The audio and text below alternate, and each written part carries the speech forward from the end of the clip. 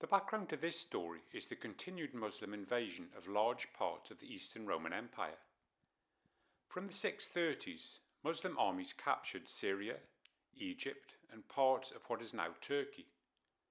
They besieged Constantinople twice, but were unable to take it. That did not happen until 1453. Many Christians were asking, why is God favouring the Muslims over us? Some began to argue that it was because the Muslims prohibited the use of religious imagery, unlike the Christians who used icons. Perhaps, it was argued, Christians should follow the Muslim lead. In 721, the Muslim Caliph Yazid II issued a decree banning religious icons. The very next year, the Roman Emperor Leo III issued a similar edict. Many icons were smashed all over the eastern part of the Roman Empire. A revolt broke out in Greece against the decree, which was brutally suppressed. The Patriarch of Constantinople, Germanus I, refused to implement the edict and resigned. Pope Gregory II called a council in Rome, which excommunicated the iconoclasts. In 754, Emperor Leo's successor, Constantine V, called the Council of Hiera, which banned the veneration of icons. The council declared itself the Seventh Ecumenical Council. The fact that it was not accepted by the Church illustrates an important point. To be legitimate, a council must be received by the whole Church. Constantine's son, Leo IV, was also an iconoclast. However, his wife Irene was not. When Leo died in 780, Irene ruled as regent, their son being only 9 years old. Because icons had been banned by a council, their restoration would require a new one to overturn its decrees. So, in 787, a council was called in the city of Nicaea, the same city which had hosted the first council. The symbolism has been noted by many. The circle had been completed, and on the seventh too, the mystical number of perfection. It was held in the church of Hagia Sophia, which still stands, although it is now a mosque. On a visit there in 2017, we saw a plaque on the wall inside commemorating the council, although the staff in the tourist office were unaware of the historical event which had occurred in their city. Many of the councils were underpinned by great theologians. In this case, it was St. John of Damascus. At the height of iconoclasm, he had written his 3 treatises on the holy icons. His text discusses Exodus 20, which had been quoted as a justification for iconoclasm. The Third Commandment of God, given to Moses, prohibits the worship of graven images, meaning sculpted images or idols. However, St. John makes a clear distinction between worship and veneration. We do not worship icons, we venerate them. In our veneration, the honour shown to the icon passes to the person depicted. The honour shown to the copy passes to the original. An icon may be compared to a window. It is not meant to be the main object of our attention. Instead, it allows us to see what is beyond it. Likewise, one does not focus on the icon, but on the person depicted in it. Orthodoxy refers to icons as windows to heaven. St. John also makes the point that what was applicable in the Old Testament is not necessarily still so. In the Old Testament, man could not look upon God and live. However, with the incarnation of God in the person of Christ, this has changed. God walked among men, and they lived. Indeed, he desires that we look directly upon him. Icons illustrate another theological point. Through his incarnation, God has entered the physical world and sanctified it. Through his baptism, Christ sanctified the waters. preparing them for us so that we could follow him. The physical world is elevated and can provide a means of human sanctification. So it is with icons. Physical matter can be used to further the goal of theosis, of our becoming partakers of the divine nature. St. John also points out that the prohibition of religious images was not absolute. God instructed the Israelites to produce the cherubim on the Ark of the Covenant and on the tabernacle tent. So, the Seventh Council refuted the previous iconoclastic council and upheld the veneration of icons as a proper part of Christian worship.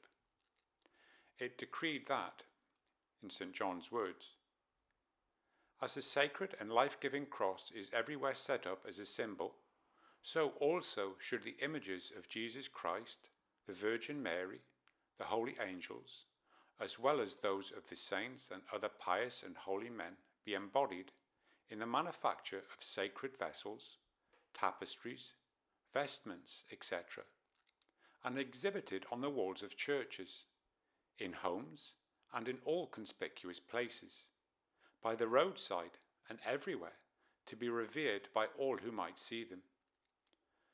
For the more they are contemplated, the more they move to fervent memory of their prototypes. Therefore, it is proper to accord them a fervent and reverent veneration.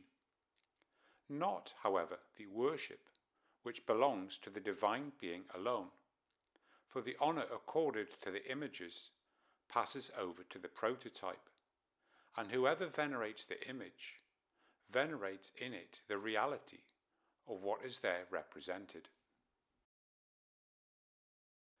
The Council also issued 22 canons on church reform. As an interesting footnote, Empress Irene ruled until 802. In the year 800, Pope Leo III, looking for a reason to break links with the eastern part of the Roman Empire, Byzantium, declared that it was not proper for a woman to rule. So, on Christmas Day 800 in Rome, he crowned Charlemagne as the sole ruler of the entire Roman Empire, foreshadowing the Great Schism of 1054 between Orthodoxy and Roman Catholicism. With the conclusion of the Seventh Council, the issue of icons should have been closed. However, in 814, the Byzantine Emperor Leo V took his military failures as a sign of divine displeasure and, once again, banned religious images. Again, it took a woman regent to restore them. In 843, the Emperor Theophilus died, leaving Theodora to govern on behalf of their infant son Michael. Unlike her husband, Saint Theodora was a fervent supporter of icons and venerated them in secret when she was married. Since that time, the Orthodox Church has commemorated the event on the first Sunday of Great Lent as the feast of the triumph of orthodoxy. The use of icons was part of the normal practice of worship throughout the whole of Christendom until the advent of John Calvin in the 16th century. He opposed the use of icons, and his ideas are still prevalent in Protestantism.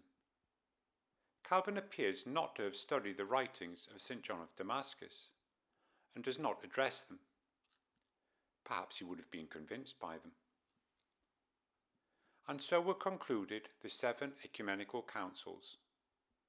Following the Great Schism of 1054, there were to be no more, although there have been local councils.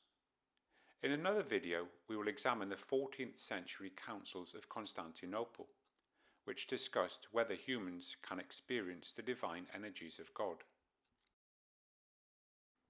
There were also 2 councils which attempted to reunify the Roman Catholic and Orthodox churches. The first was at Lyon in 1274, the second at Florence in 1449. This is the subject of another video. So, let us conclude with a few remarks about the Ecumenical Councils. The Council is the means whereby the Church settles disputes. Through the action of the Holy Spirit, theological statements are made which guide the faithful along the path to God. While we cannot hope to define God fully, who is beyond definition, we can hope to avoid errors which lead us astray. The Council does not form new theology. It clarifies with greater precision existing theology. Councils do not make sudden breaks from holy tradition, as Protestantism did. Rather, they seek to strengthen and preserve that tradition. For the Orthodox Church, there is no human authority above the Council. For the Roman Catholic Church, the situation is more ambiguous. The Council of Ephesus declared that the Nicene Creed may never be changed, and yet the Pope of Rome claimed the authority to do just that. The special authority of the Pope of Rome was further enhanced by the Declaration of Papal Infallibility in 1870, which Orthodoxy does not accept. It is interesting to note that although they might send their legates to read a statement, no pope was ever involved in the discussion of any council. It seems likely that the Pope saw himself to be working alongside the councils, rather than being an integral part of them. In some sense, perhaps the Pope felt his role was to judge them, either giving or withholding his assent. We have seen that the popes accepted the broad thrust of each council, while reserving the right not to accept certain of their canons. The system worked for many centuries, and delivered the 7 Ecumenical Councils. Indeed, in the current dialogue between Rome and Orthodoxy, the idea has been discussed of returning to the arrangements of the first millennium, which gave us such rich theology under the sure guidance of the Holy Spirit.